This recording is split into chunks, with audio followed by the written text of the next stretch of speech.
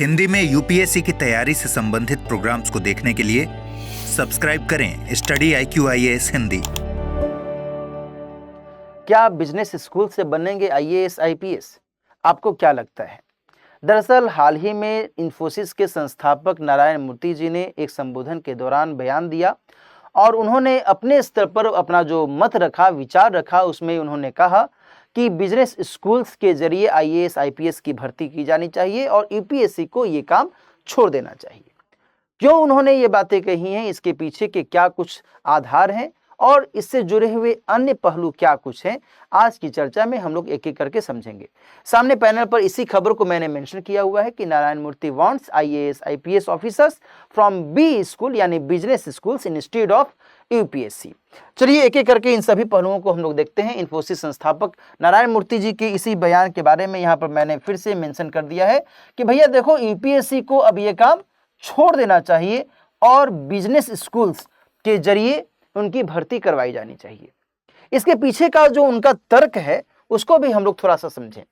उनका कहना है, उनका मानना है कि प्रबंधन स्कूल में दूरगामी दृष्टिकोण होता है। उनका अप्रोच बहुत ही फोरसाइटेडनेस वाला होता है, बहुत बेहतर तरीके से दूरदर्शिता के साथ वो सोचते हैं और उसी हिसाब से वो भर्ती भी कर सकते हैं और उसी हिसाब से जो यह भर्ती होगी वह ज़्यादा बेहतर होगी। इसके अलावा उच्च आकांक्षा यानी कि हाई एस्पायरेशंस की जो भावना है यह भी मायने रखती है और इसी के हिसाब से बिजनेस स्कूल के माध्यम से भर्ती प्रक्रिया भी ज़्यादा बेहतर होगी। ठीक है जी। इसके अलावा वो ये भी अपना पक्ष रख रहे हैं कि देखिए, आज के समय में इनोवेशन की बहुत ज़्यादा दरकार है, नवाचार की बहुत ज़्यादा ज़रूरत है।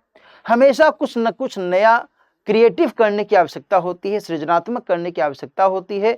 आज के बदलते परिवेश में, आज की बदलती दुनिया में, आज जिस तरीके से शासन को लेकर के, गवर्नेंस को लेकर के अपेक्षाएं और अधिक बढ़ रही हैं, चुनौतियां भी बहुत अधिक बढ़ रही हैं, ऐसे में जो नवाचार है ये एक बेहतर माध्यम होता है ताकि और बेहतर तरीके से शासन प्रशासन चलाया जाए। और इस सब के मद्देनजर जो बिजनेस स्कूल्स हैं उनके माध्यम से यदि भर्ती होगी तो वो उसी हिसाब से रिक्रूटमेंट करेंगे और इसी लिहाज से उन्होंने ये तर्क दिया है। ठीक है जी। यहाँ दोस्तों ध्यान रखिएगा कि उनका यह पक्ष है कि देखो, सामान्य तौर पर जो सिविल सेवक होते हैं उनका अप्रोच बहुत ही सामान्य सा होता है और वो यथास्थिति बनाए रखने पर बल देते हैं। जो जैसा है वैसा ही रहने दिया जाए, कहीं कुछ भी किसी भी स्तर पर कोई परिवर्तन नहीं किया जाए, यही उनकी मानसिकता होती है। ये बातें कह रहे हैं नारायण मूर्ति जी। लेकिन यहाँ पर मैं आपको ये बताऊं कि उनकी जो यह सोच है, उनका जो यह विचार है, ये थोड़ा सा कह सकते हैं कि त्रुटिपूर्ण है। भाई वो एक सम्मानित व्यक्ति है, उनका सम्मान किया जाना चाहिए, लेकिन इस परिप्रेक्ष्य में जो मेरा व्यक्तिगत विचार है वो ये कि यहाँ पर वो उस तरीके से नहीं सोच पा रहे हैं जो कि हकीकत है। जो मेरा अपना मंतव्य है वो ये कि जो सिविल सर्वेंट्स होते हैं वो कभी भी यथास्थिति बनाए रखने वाले व्यक्ति नहीं होते हैं। वो बहुत अधिक क्रिएटिव होते हैं, बहुत अधिक इनोवेटिव होते हैं। Getting it. और आगे मैं चर्चा भी करूंगा कि जो लप्सना के पूर्व निदेशक हैं उन्होंने भी इस संदर्भ में अपनी बातें रखी हैं। आइए हम लोग इसके बारे में अन्य जो पक्ष हैं इसको देखें। प्रत्युत्तर में लप्सना यानी कि Lal Bahadur Shastri national administration academy, यदि आप में से कोई भी विद्यार्थी सिविल सेवा परीक्षा की तैयारी कर रहा है और आप कल को IAS बन जाएंगे ना, तो सबसे पहले आपको यहीं जाना पड़ेगा। ये संस्थान मसूरी में है, यहीं पर आपको सबसे पहले प्रशिक्षण लेना होगा। तो यहीं के पूर्व निदेशक साहब ने ये बातें कही हैं कि देखो भैया, यूपीएससी के द्वारा भाषाई विविधता का ध्यान रखा जाता है। आप लोग समझो इस बात को। ये कौन कह रहा है? ये पूर्व निदेशक कर रहे हैं, मैं नहीं कह रहा हूं। उनका कहना है कि यूपीएससी के द्वारा 22 भाषाओं में परीक्षाओं का आयोजन किया जाता है और एक इंग्लिश भाषा रहती है। इस तरीके से भाषाई विविधता यूपीएससी रखती है। और यदि हम बिजनेस स्कूल की बात करें तो बिजनेस स्कूल में तो मैक्सिमम तो यही देखा जाता है, वहाँ इंग्लिश माध्यम में ही पढ़ाई होती है, इंग्लिश माध्यम में ही सब कुछ होता है। तो ऐसे में जो एक समरूपता है, जो एक भाषाई विविधता है, उसको कैसे मेंटेन किया जा सकता है ना। यूनिटी इन डाइवर्सिटी, विविधता में एकता का जो कॉन्सेप्ट है उसे कैसे मेंटेन किया जा सकता है। दूसरी बात उन्होंने क्या कही कि देखो भाई, क्षेत्रीय पृष्ठभूमि से जो अभ्यर्थी जुड़े हुए हैं, जो भारत के किसी दूर दराज राज्य के, दूर दराज जिले के, दूर दराज गांव में सिविल सेवा परीक्षा की तैयारी कर रहा है, और उसे जब यदि पता चलेगा कि अब तो यूपीएससी के द्वारा ये परीक्षा आयोजित ही नहीं की जाती है, अब तो बिजनेस स्कूल के द्वारा ये परीक्षाएं आयोजित की जाएंगी, बिजनेस स्कूल अपने हिसाब से पाठ्यक्रम तय करेंगे, वो अपने हिसाब से सारा कुछ जो भर्ती से संबंधित प्रक्रिया है वो तय करेंगे, तब तो फिर और अधिक चैलेंजिंग हो जाएगा।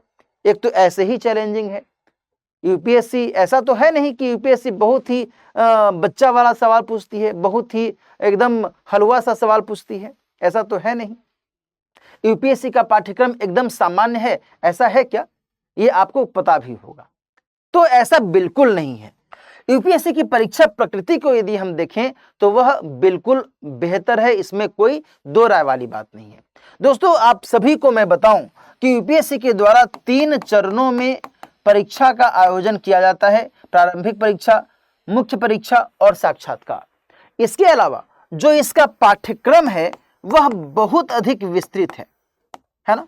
जो नारायण मूर्ति साहब ने अपनी बातें कही कि बहुत ही संकुचित या फिर बहुत ही सामान्य जानकारी होती है सिविल सेवकों की, वो यथास्थिति बनाए रखते हैं, है ना, यही उनकी मानसिकता होती है। ये बातें बिल्कुल धराशायी हो जाती हैं जब यूपीएससी के पाठ्यक्रम को देखा जाए तो, क्योंकि यूपीएससी के पाठ्यक्रम में जहां एक तरफ जीएस का एक लंबा सा सिलेबस होता है जिसमें कई सारे विषयों का अध्ययन करना होता है, जिसमें एक महत्वपूर्ण विषय जो सीसेट है वो और जो एथिक्स है वो शामिल होता है। जहां सीसेट के माध्यम से आप क्वांटिटेटिव एप्टीट्यूड और रीजनिंग के माध्यम से और उन्नत तरीके से अपनी तैयारी करते हैं, वहीं दूसरी तरफ एथिक्स एक ऐसा विषय है जो कि आज के समय में एक महत्वपूर्ण जरूरत माना जाता है, क्योंकि आज मूल्यों की पहचान बहुत जरूरी है।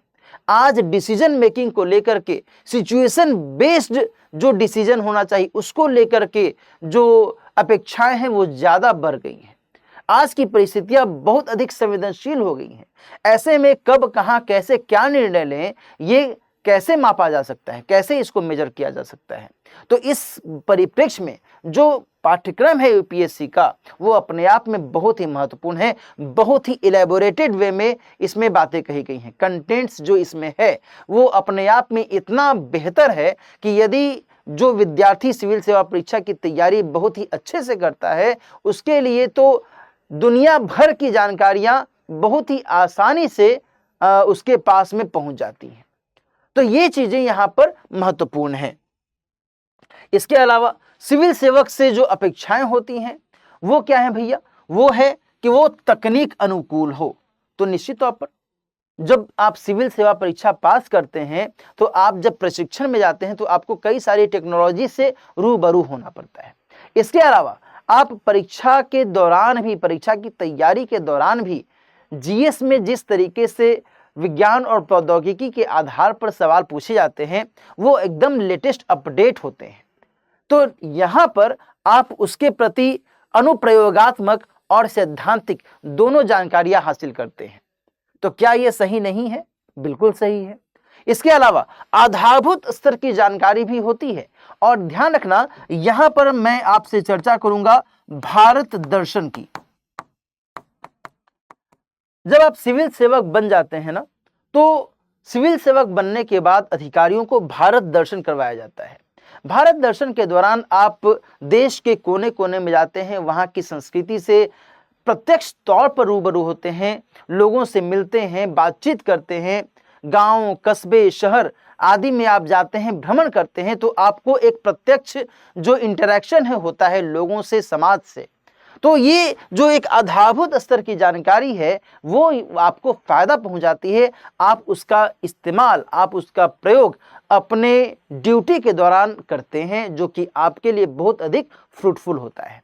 इसके अलावा समन्वय और भावनात्मक बुद्धिमत्ता यानी कि इमोशनल इंटेलिजेंस के मद्देनजर भी सिविल सेवक से अपेक्षाएं की जाती हैं और इन सब का प्रशिक्षण दिया जाता है। ऐसा नहीं है कि इन सब का प्रशिक्षण नहीं दिया जाता है। जहां एक तरफ अपनी जीएस के पेपर 4 के माध्यम से एथिक्स की तैयारी के दौरान आपको इसके बारे में एक सैद्धांतिक जानकारी मिलती है, वहीं प्रशिक्षण के दौरान में भी आपको इसके बारे में विस्तार से बताया जाता है।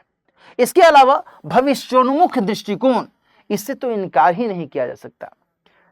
जब आप सिविल सेवक बन जाते हैं तो आप सरकार के साथ में जब किसी भी नीति को लेकर के बातचीत करते हैं, जब भी आप अपने मंत्री को, जब भी अपने किसी भी डिपार्टमेंट से जहां भी आप जुड़े हुए हैं, वहां जब आप किसी भी विषय को लेकर के बातचीत करते हैं तो फिर उसमें क्या विकल्प होने चाहिए, क्या समाधान होना चाहिए, इसको लेकर के आप अपना पक्ष रखते हैं, है ना।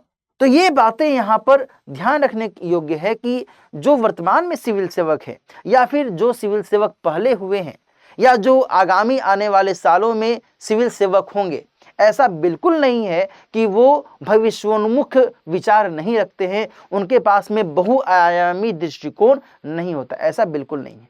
कई सारे ऐसे सिविल सेवक हुए हैं दोस्तों जो कि अपने लेवल पर आमूलचूल परिवर्तन को उन्होंने महत्व दिया है और उसके आधार पर आमूलचूल परिवर्तन हुआ भी है। भारत सरकार के द्वारा संचालित की जाने वाली कई सारी योजनाएं हैं जिसमें सिविल सेवकों की भूमिका बहुत अधिक हो जाती है। वो आधारभूत स्तर पर ये बात समझे होते हैं, जाने होते हैं कि कहाँ किस चीज़ की ज़रूरत है, कहाँ किस चीज़ की आवश्यकता ज़्यादा है, कहाँ किस चीज़ की आवश्यकता कम है, और उसके हिसाब से उन योजनाओं का क्रियान्वयन वो करवाते हैं जो कि बहुत अधिक सक्सेसफुल भी होता है। तो ये बातें यहाँ पर ध्यान में रखने की आवश्यकता है।